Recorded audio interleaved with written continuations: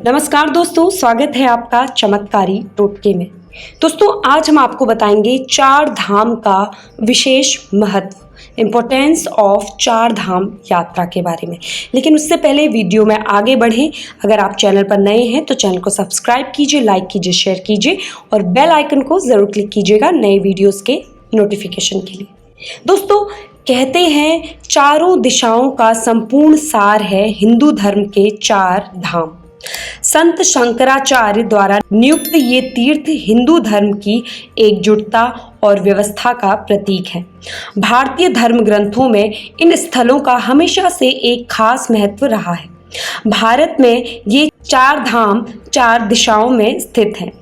जहां उत्तर में बद्रीनाथ को तीर्थ धाम कहा जाता है, वहीं दक्षिण में रामेश्वर, पूर्व में पुरी को और पश्चिम में द्वारिका को तीर्थ धाम माना गया है।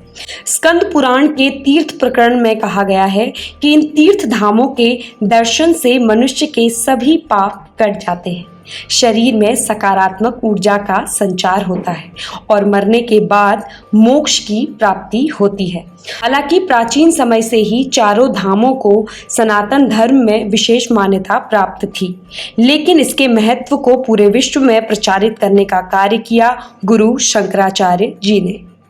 माना जाता है कि गुरु शंकराचार्य जी ने लोगों में एकता तथा अनेकता के भावों को जागृत करने के लिए चार धाम और 12 ज्योतिर्लिंगों की यात्रा को आरंभ किया था। इसके पीछे उनका मूल उद्देश्य देश को एकता के सूत्र में बांधना था। वो चाहते थे कि देश के विभिन्न हिस्सों में रहने वाले लोग पूरे भारत की विविधता और संस्कृति से परिचित हो सकें।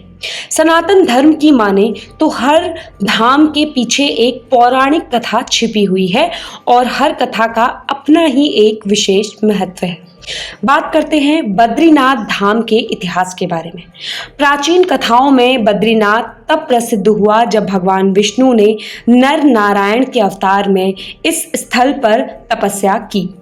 उनकी तपस्या के समय ये स्थान बेरी के पेड़ों से भरा हुआ था।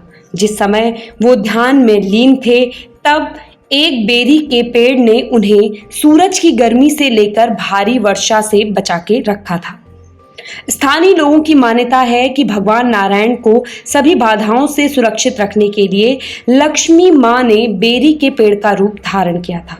जब नारायण जी की तपस्या पूरी हुई तो उन्होंने लक्ष्मी जी को वचन दिया कि लोग हमेशा मेरे नाम के पहले तुम्हारा नाम लेंगे, और तभी से हिंदू धर्म में नारायण और लक्ष्मी जी को लक्ष्मी नारायण कहकर बुलाया जाता है और इस स्थल को बद्रीनाथ अर्थात बेरी वन के भगवान के नाम से जाना जाता है।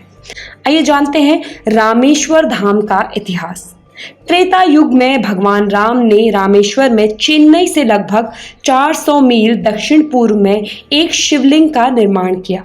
उन्होंने भगवान शिव को प्रसन्न करने के लिए वहां पूजा अर्चना की थी। दरअसल रावण का अंत करने के बाद उन पर ब्राह्मण हत्या का पाप लगा था, जिससे मुक्त होने के लिए उन्होंने समुद्र के किनारे शिवलिंग की स्थापना की थी। तभी से ये स्थल रामेश्वर धाम के नाम से प्रचलित हो गया। रामेश्वर का अर्थ है भगवान राम, यानी कि राम भगवान। इस मंदिर में शिव जी को लिंग के रूप में पूजा जाता है और गंगोत्री से लाए गंगा जल से शिव का अभिषेक किया जाता है। मंदिर में तीर्थयात्री द्वारा जल चढ़ाने की परंपरा नहीं है। बात करेंगे द्वारिका धाम के इतिहास के बारे में। तीसरा धाम द्वारिका, जो कि द्वापर युग में प्रसिद्ध हुआ, जब भगवान कृष्ण ने द्वारिका को अपनी कर्म भूमि बनाया और इस स्थल को अपने निवास स्थान के रूप में चुना। इसके बाद कलयुग में ये स्थान भक्तों के लिए महातीर्थ बन गया। बता दें कि इस मंदिर का निर्माण भगवान श्री कृष्ण के पोते वज्रभ द्वारा किया गया था और 15वीं-16वीं सदी में मंदिर का विस्तार भी किया गया। माना जाता है कि द्वारिका की स्थापना भगवान श्री कृष्ण ने की थी। हालांकि असल द्वारिका नगरी तो सदियों पहले जलमग्न हो चुकी है, लेकिन श्री कृष्ण की इस कर्म भूमि को आज भी पूजा जाता है। बात करेंगे हमारे चौथे धाम की, जगन्नाथपुरी की, उसके इतिहास की। ब्रह्म और स्कंद पुराण की माने तो द्वापर युग के बाद भगवान श्री कृष्ण नील माधव के रूप में कृष्णपुरी में निवास करने लगे और सबर जनजाति के परम देवता बन गए। इस क्षेत्र में श्री कृष्ण ने अनेक लीलाएं भी दिखाई। सबर जनजाति के देवता होने के कारण यहाँ भगवान श्री कृष्ण कबीलाई देवता के रूप में अवतरित हुए। एकमात्र ये ऐसा मंदिर है जहाँ श्री कृष्ण उनके बड़े भाई बलभद्र और बहन सुभद्रा के साथ विराजते हैं। मंदिर में प्रसाद के रूप में मुख्य तौर पर भात चढ़ाया जाता है। धाम का मुख्य मंदिर 1000 वर्ष पुराना है, जिसकी स्थापना राजा चोड़ा गंगा देव और राजा तृतीयांग भीमदेव ने की थी। धर्म ग्रंथों के अनुसार 4 धाम मुक्ति का द्वार है।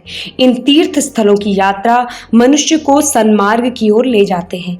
तीर्थ धाम मनुष्य का मार्गदर्शन तो करते ही हैं, साथ ही साथ ज्ञान को भी बढ़ाते हैं।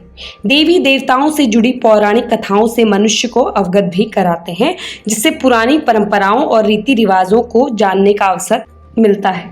चारों दिशाओं के 4 धामों की यात्रा इंसान को अखंड भारत की एकता और विविधता से जोड़ती है। कहते हैं कि जब भगवान नारायण अपने धामों की यात्रा पर निकलते हैं तो हिमालय की गोद में स्थित बद्रीनाथ में स्नान करते हैं, पश्चिम में स्थित द्वारिका में वस्त्र पहनते हैं, पुरी में भोजन करते हैं और दक्षिण के रामेश्वर में विश्राम करते हैं। इसलिए इन धामों की यात्रा के बिना मुक्ति के द्वार की यात्रा अधूरी है।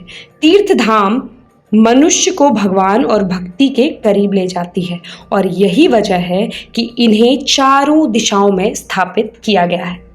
तो ये है हिंदू धर्म के 4 धाम, जिन्हें पुराणों में मोक्ष का द्वार भी कहा गया है।